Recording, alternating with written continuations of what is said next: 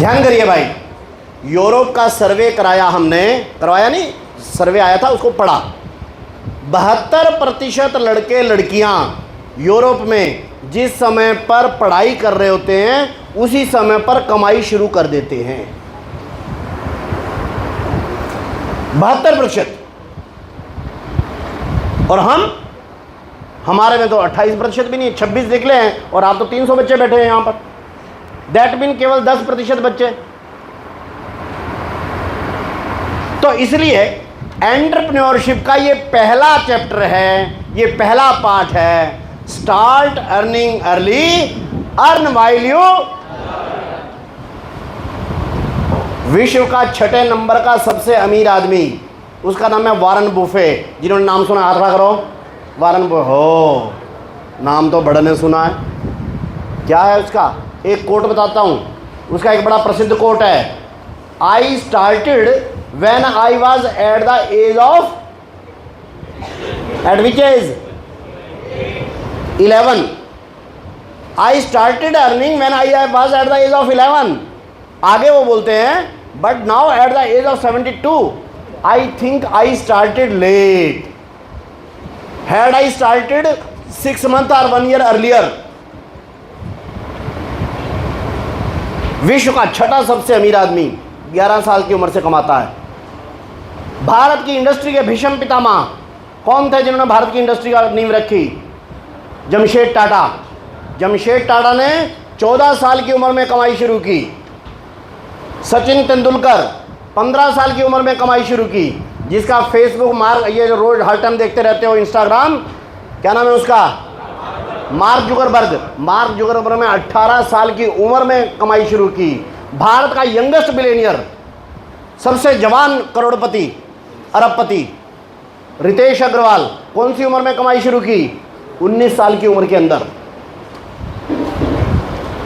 आप जितने मिलेनियर और बिलियनियर को देखोगे, कोई 15, कोई 16, कोई 18, कोई 19, 60% मिलेनियर और बिलियनियर लेस देन 20 में कमाई शुरू करते हैं। और हम सब सोच रहे हैं कि 24-25 साल में ग्रेजुएशन, पोस्ट ग्रेजुएशन करने के बाद कोई फाइन डे, कोई मॉर्निंग में कोई दिन निकलेगा जब मेरा इंटरव्यू आएगा और मेरा कोई काम शुरू होगा।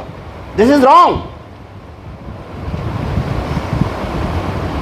क्यों? एंटरप्रेन्योरशिप का क्या है कि आप अब मानो ये लड़का कोई, ये तो 1.5 लाख वाले को छोड़ो, मैं कहता हूँ बाकी के जो लड़के 15-18 हज़ार रुपये कमा रहे हैं, ये 15-18 हज़ार रुपये तो पार्ट टाइम कमा रहे हैं। जिस समय ग्रेजुएशन होके ये इस सीमेज इंस्टीट्यूशन, इमेज से निकले, सी इमेज बोलते हैं, सी इमेज से निकले, उससे पहले ये पढ़ाई करते हुए 20,000 तो कमा रहा था पार्ट टाइम, और उस समय ये फुल टाइम हो गया, तो इसको 35-40 हज़ार रुपये कमाना दिक्कत नहीं। अपने शहर में 35,000-40 हज़ार रुपये तो ऑलरेडी कमा रहा है। अगर उसको कोई जॉब मिल गई तो स्विच ओवर कर जाएगा, उधर नहीं मिली तो 40 हज़ार रुपये तो कमा ही रहा है। ये कभी जिंदगी में बेरोजगार नहीं रहेगा।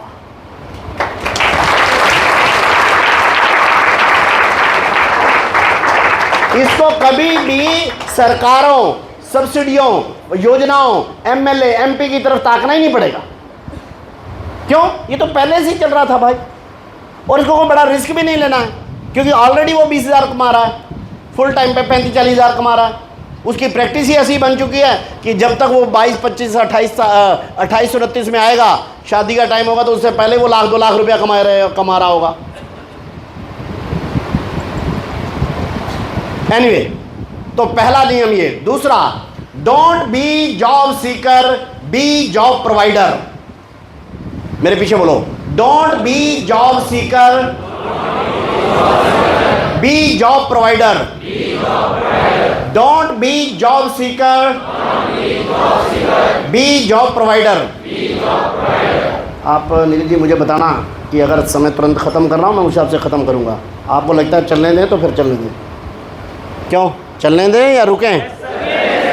अच्छा चलो देखते हैं। 2 लड़के थे, चंडीगढ़ के रहने वाले थे। एक का नाम सचिन, एक का नाम बिन्नी। दोनों पढ़ने के लिए दिल्ली आईआईटी में आए।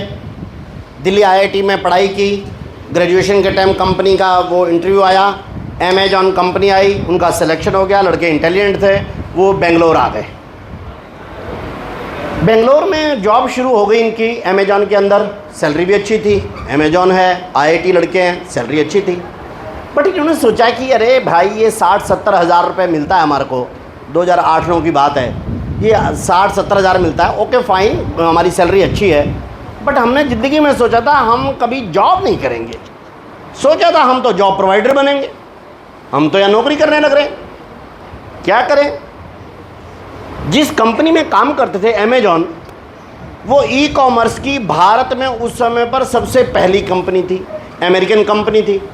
उसका ये ई-कॉमर्स का मॉडल ये भारतीयों के लिए नया था, इसलिए उन्होंने क्या किया, उन्होंने उसके अंदर रहते हुए ये मॉडल कैसे काम करता है, इसकी टेक्नोलॉजी क्या है, ये कैसे इसके क्या नाम है वो आते हैं, कस्टमर आते हैं, कैसे बायर जाते हैं, डिलीवरी कैसे होती है, पेमेंट कैसे होती है, बैठ जाओ भाई, कोई दिक्कत नहीं, डिलीवरी कैसे होती है, पेमेंट कैसे होती है, ऊपर भी बैठ जाओ, कोई दिक्कत नहीं, नो इशू, आप ऊपर बैठ जाओ, कोई दिक्कत नहीं।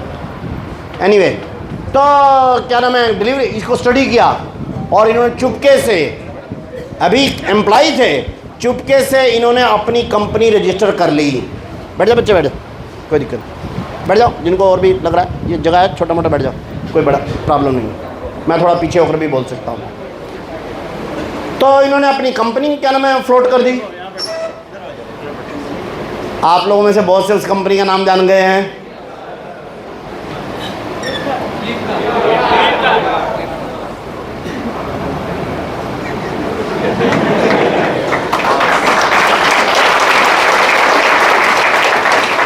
सामने प्रशंसा नहीं करनी चाहिए, मैं बड़ी बड़ी यूनिवर्सिटियों में पूछता हूँ, बड़ी मुश्किल होती है, जब तक मैं क्लियर संकेत नहीं देता तब तक उत्तर नहीं आता, और यहाँ भी मैं शुरू करता हूँ तो बीच में से आवाज़ें आनी शुरू हो जाती हैं। फाइन है, पेपर यही बनता है ना। हाँ, पेपर यही बनता है। एनीवे, ले नावी म्यूचुअल फंड उसने एस्टैब्लिश किया है। हाँ, मैंने म्यूचुअल फंड की क्लास दे रहा था, पता नहीं वो बच्चे आज यहाँ पे हैं कि नहीं, तो सचिन ने जो नावी म्यूचुअल फंड हाँ उसके बारे में बच्चे जानेंगे। Okay fine. 2018 में जब उन्होंने अपनी कंपनी बेची, ओहो, कितने में बिकी मालूम है? वॉलमार्ट को बेची, कितने में बिकी जानते हैं? वो बिकी $21 बिलियन में। दैट मीन उसके हिसाब से 1,40,000 करोड़ रुपए की company.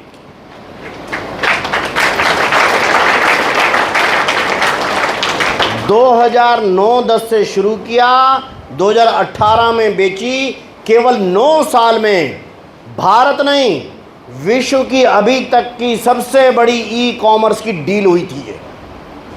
This is the power of to be not to be a job seeker when you become a job provider. तब वेल्थ जो है ना वो दिन रात जनरेट करते हैं, आप सोए हैं और वेल्थ जनरेट होती है। This is the power of job being a job provider. Sachin और बिन्नी जॉब प्रोवाइडर बने तो विश्व की सबसे बड़ी ई कॉमर्स की कंपनी केवल 9 साल में खड़ी कर दी। और ये लड़के अगर उसी अमेजॉन के जॉब सीकर बने रहते, उसमें जॉब करते रहते, प्रमोशन मिलती, अपने बॉस को खुश रखते, प्रमोशन मिलती, मैं भी 2 लाख 3 लाख 4 लाख 5 लाख का हो जाता। बस 4-5 लाख के होते और अपने बॉस को खुश करने में लगे रहते। और ये बन गए जब एंटरप्रेन्योर, ये बन गए जब जॉब प्रोवाइडर, तो विश्व की सबसे बड़ी ई कॉमर्स की डील करने वाले दोनों लड़के हो गए। और जिस समय डील की उस समय इनकी उम्र थी केवल 35 साल।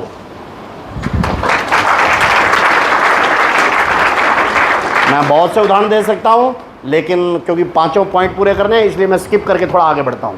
थर्ड है think big, think new, think out of box. एक बार मेरे पीछे बोलो, think big, think new, think out of box. ये क्या है?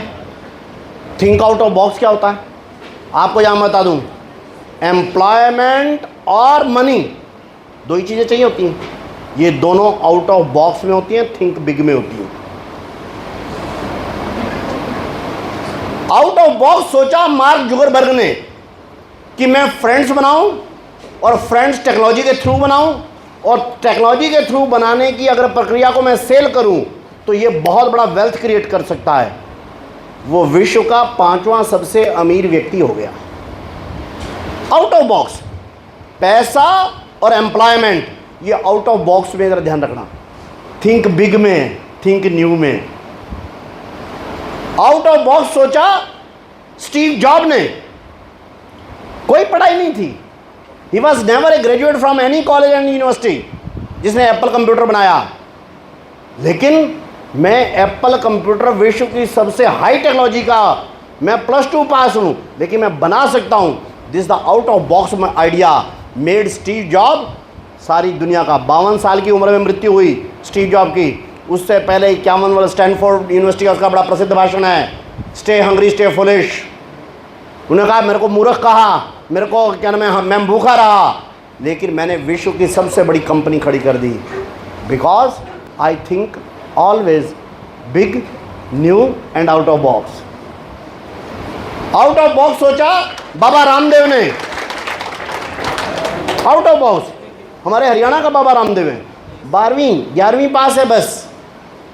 योग प्राणायाम सीखा। योग प्राणायाम तो भारत में हजारों जानते हैं जी, आज भी बाबा रामदेव से ज़्यादा योग प्राणायाम जानने वाले लोग हैं। लेकिन योग प्राणायाम को सामान्य व्यक्ति के स्वास्थ्य का और इससे कमाई का बड़ा तरीका विकसित किया जा सकता है। ये आउट ऑफ बॉक्स आइडिया ये बाबा रामदेव ने निकाला। 3000 साल से अधिक से हम योग प्राणायाम कर रहे हैं, लेकिन योग प्राणायाम से भी बड़ी कमाई की जा सकती है, बड़ा एम्प्लॉयमेंट निकाला जा सकता है। This is the out of box and big idea of Baba Ramdev. और उसने आज बाबा रामदेव की कंपनी का वैल्यूएशन है 30,000 करोड़ रुपया। 1.25 लाख लोग डायरेक्ट पतंजलि के एम्प्लॉई हैं और जो लाखों लोग इनडायरेक्टली पाते हैं वो अलग हैं। आउट ऑफ बॉक्स गए आपके बिंदेश्वरी पाठक, यहां के बिहार के। मनुष्य का शौच ये सबसे खराब चीज होती है, सबसे बदबूदार चीज, नफरत करता है आदमी। लेकिन मनुष्य के शौचालय को साफ करने की कोई विधि बनाकर, सिस्टम बनाकर, इसमें से एम्प्लॉयमेंट भी जनरेट हो जाएगा। ये आउट ऑफ बॉक्स आइडिया सबसे पहले आया बिंदेश्वरी पाठक को। और इस एक आउट ऑफ बॉक्स आइडिया ने इस बिंदेश्वर दुबे पाठक को, जो कि ऑर्थोडॉक्स फैमिली से था, भारत का सबसे बड़ा सुलभ शौचालय की चेन निर्माण करने वाला व्यक्ति बना दिया। आज 60,000 लोग जो है सुलभ शौचालय कारण से रोजगार पा रहे हैं। Power of out of box thinking, power of big thinking, power of new thinking, ये इतना एम्प्लॉयमेंट जनरेट करता है, इतना क्या नाम वेल्थ जनरेट करता है, इसकी लिमिट ही नहीं है। इसलिए कोई मेरे से पूछता है जॉब्स और एम्प्लॉयमेंट, मैं कहता हूं employment is the things. Jobs limited होती हैं, एम्प्लॉयमेंट अनलिमिटेड होता है। जॉब्स 8-10% हैं, एम्प्लॉयमेंट 90% है, 100% है, 200% है, 500%। जॉब्स के में करने वाले की कमाई करने की एक सीमा होगी, एंटरप्रेन्योर की कोई की क्या नाम है सीमा नहीं होगी। जो रोजगार वाला है, एंटरप्रेन्योरशिप माइंडसेट वाला है, वो तो स्टीव जॉब हो, एलन मस्क हो, कुछ भी बनेगा। चौथा आइडिया वो है, मेरे पीछे बोलिए, 5 गुण हमने देखे हैं। हमने जब स्टडी किया, कोई बात नहीं, हमने जब स्टडी किया इन मिलेनियर बिलेनियर को, जिन्होंने भी रोजगार सृजन किए हैं, तो हमारे ध्यान में इनके अंदर 5 गुण कॉमन निकले हैं। वो मेरे पीछे बोलिए, be passionate, hard working, risk taking, reliable and techno savvy. Passionate होने चाहिए आप, इच्छा शक्ति, रिस्क टेकिंग जरा होने चाहिए, रिस्क लेना है, हार्ड वर्किंग चाहिए, रिलायबल विश्वसनीय होने चाहिए, और टेक्नो सेविजन न्यू टेक्नोलॉजी को अपनाने में तैयार रहने चाहिए। और 5वां है नेशन फर्स्ट स्वदेशी मस्ट। मेरे पीछे बोलिए, नेशन फर्स्ट स्वदेशी मस्ट, नेशन फर्स्ट स्वदेशी मस्ट। आप कहेंगे नेशन फर्स्ट स्वदेशी मस्ट, ये एथिकल वैल्यूज हैं, बट इसका उससे क्या संबंध है? मैं डायरेक्ट संबंध बताता हूं। आदमी जब एंटरप्रेन्योरशिप बनता है ना, और नेशन फर्स्ट ना हो, सेल्फ ही फर्स्ट हो, तो कमाई करता रहता है, और जब कमाई करता रहता है तो करप्शन की तरफ बढ़ता रहता है। ये प्रकृति है। जैसे ही पैसा आना शुरू होगा वो आपको करप्शन की तरफ ले ही जाएगा। अगर आप में नेशन फर्स्ट स्वदेशी मस्ट है तो आप बच जाओगे। एक उदाहरण बताता हूँ। विजय माल्या इस देश का अरबपति था, बड़ा एंटरप्रेन्योर था, बड़ी कमाई की, लेकिन एथिकल वैल्यूज़ नहीं थी, नेशन फर्स्ट नहीं था, स्वदेशी फर्स्ट नहीं था। इसलिए अब कहाँ घूम रहा है? घूम नहीं रहा, भागा फिरता है कहीं कहीं। पुलिस, इंटरपोल उसके पीछे ही मगर पड़ी है। तो अगर एंटरप्रेन्योरशिप हुई लेकिन नेशन फर्स्ट स्वदेशी मस्ट ना हुआ तो विजय माल्या बनता है, और अगर नेशन फर्स्ट स्वदेशी मस्ट हुआ तो रतन टाटा बनता है।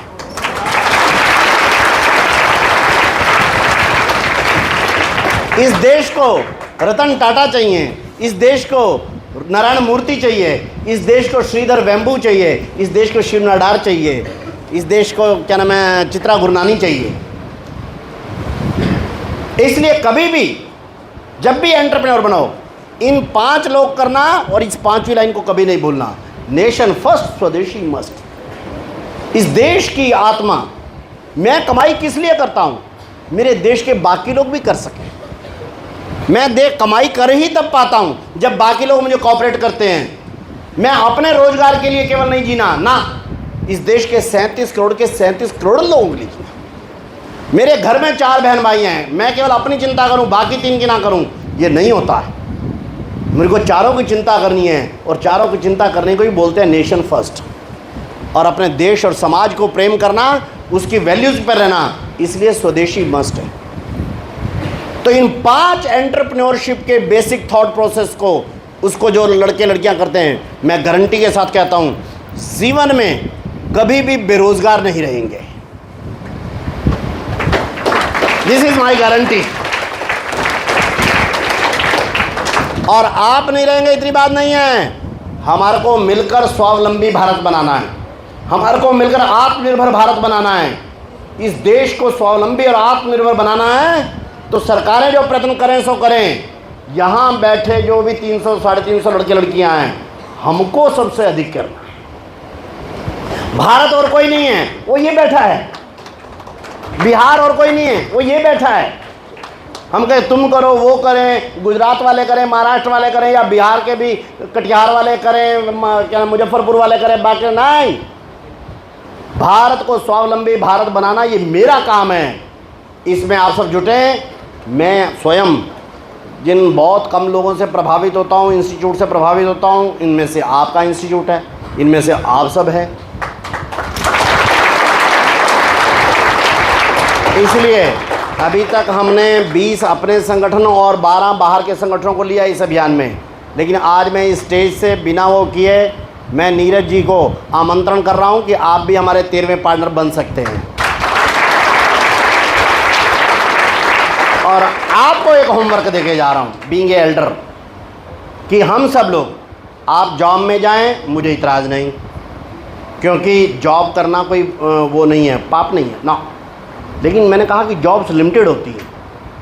हम सब लोग ये सोचें कि साल 2 साल 3 साल 4 साल जॉब में रहेंगे, अल्टीमेटली हम एंटरप्रेन्योरशिप में जाएं।